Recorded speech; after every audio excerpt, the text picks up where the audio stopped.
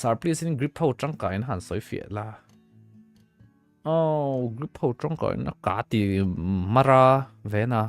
Silai mana zirin grip pi thao về adang lam grip sang sang chan hi ne ma Silai sang ata na ni ve chu bak chu an chi soi tu du zong thai nang lo ve M4 a hianin M4 le half M4 a hianin half grip le angle grip hi an du bera chuanin chuanin vertical pom han the M4 that na chu vertical a po thal tu ni chan scar l that lo ve na chung chu scar l hi firing rate hi tha over chu a tha over a enemy hit fu nem big te ol ta ni scar l le scar l AUG hi hlal tuk lawa pon hlal tuk lawa AUG poi ol le chia a firing rate san van hianin chuanin an pani hianin a in opposite deuh chi chia scar l le AUG hi sila in opposite chi ne scar l hianin vertical thalawa chebur ni lawin athalo ani chu angle thanju horizontal recoil atama wangin angle grip angle grip hi do thu samania half grip man thailu to ka half grip chu traffic sila jang jang a traffic ti hretu ne chu chuanin horizontal recoil sana wangin angle grip hi atha ni chuanin kha horizontal recoil chuanin mo scarrel au le ve tu ka AUG in opposite ka ti chuanin AUG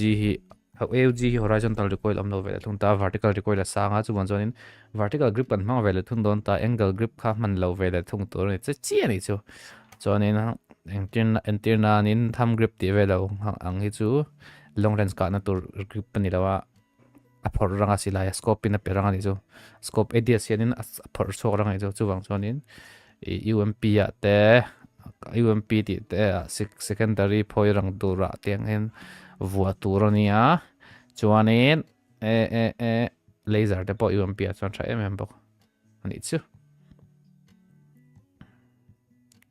chuanin en lawang chi ho chu mazal jin thia thiam vek tho mazal chu mazal ho pen sila kan ti dang lam over ani chu chuanin eng lo le eng kha silai kal la shet kal soi kim lo